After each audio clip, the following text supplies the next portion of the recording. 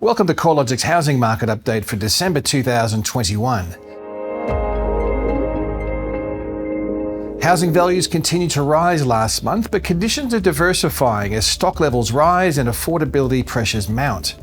Australian housing values were 1.3% higher in November, marking the 14th consecutive month where CoreLogic's National Home Value Index recorded positive value growth. The November update takes national housing values 22.2% higher over the past 12 months, adding approximately $126,700 to the median value of an Australian home. Although values are continuing to rise, the November result was the softest outcome since January, when values rose 0.9%. Since a cyclical peak in the rate of growth back in March, when housing values rose at 2.8%, there's been a notable trend towards milder price growth. Virtually every factor that's driven housing values higher has lost some potency over recent months.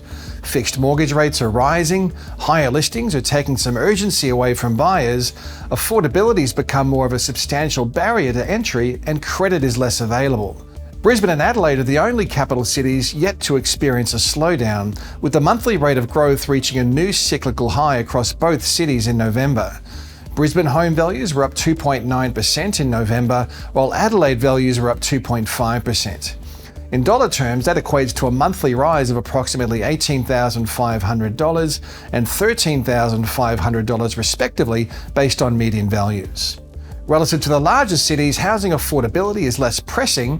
There have been fewer disruptions from COVID lockdowns, and a positive rate of interstate migration is fueling housing demand. On the other hand, Sydney and Melbourne have seen demand more heavily impacted by affordability pressures and negative migration from both interstate and an overseas perspective. Different supply dynamics are also creating divergent trends across Australia's capital cities. In the 4-week period to November 28th, total advertised stock levels across Adelaide were 32% lower than the 5-year average and 34% lower across Brisbane. Across Sydney and Melbourne, however, stock levels have become far more normalised in recent weeks, with Sydney's total listing numbers sitting 3% below the 5-year average, while stock levels across Melbourne are 8% above the 5-year average.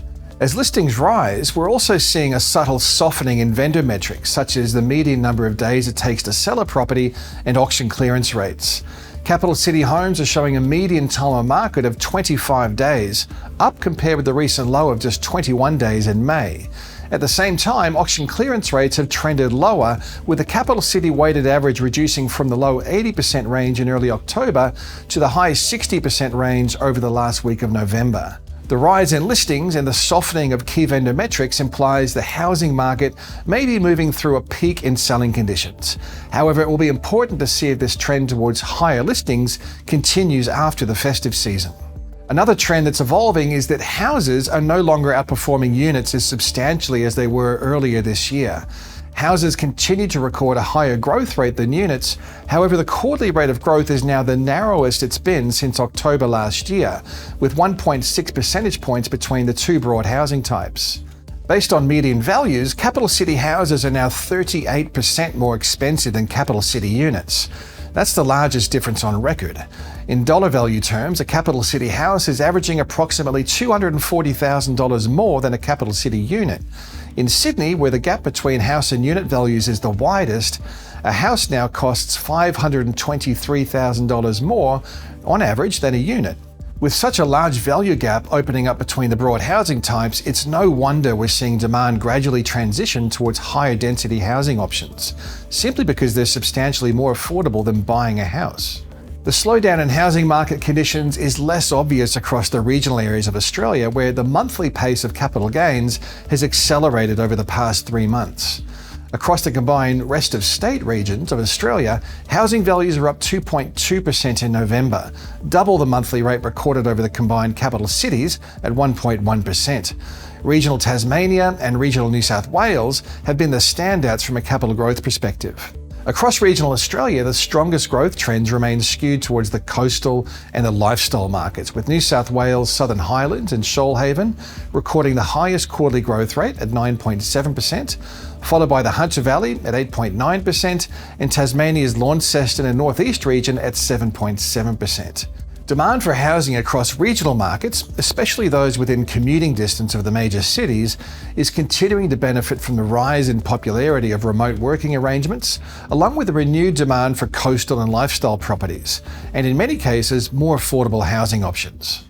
The pace of capital gains reached a new cyclical high across Adelaide as housing values rose a further 2.5% over the month, adding approximately $13,500 to the median value of a home.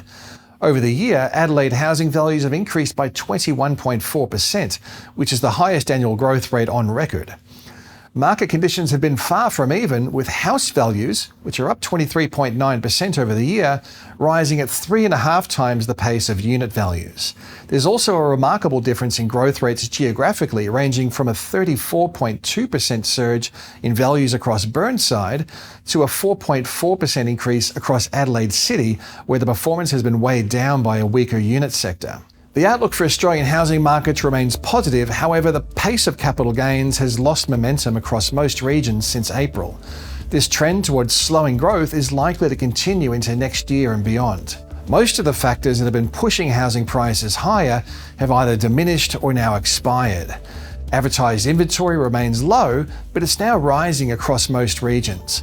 A further increase in available supply should help to take more heat out of the market as buyers have more choice and less urgency. Vendors may need to adjust their pricing expectations if homes take longer to sell. Fixed-term mortgage rates are rising, which could also act as a disincentive for some buyers. Although fixed rates are rising, variable mortgage rates are less inclined to rise until the cash rate lifts, which is still expected to be more than a year away. Low mortgage rates will continue to support housing demand, but probably not to the same extent as seen through 2021. Housing affordability is becoming more challenging from month to month. The latest housing affordability metrics show the ratio of housing values to household incomes reached a new record high in June, as did the number of years it takes to save a deposit. With higher barriers to entry, especially for new home buyers who don't have the benefit of accrued equity behind them, it's likely housing demand will be progressively impacted as fewer households can afford to buy. A natural consequence of worsening affordability could see demand increase for more affordable, higher density housing options such as townhomes and units. Tighter credit policies could also work to slow housing activity. APRA has already lifted the serviceability buffer for new lending by 50 basis points.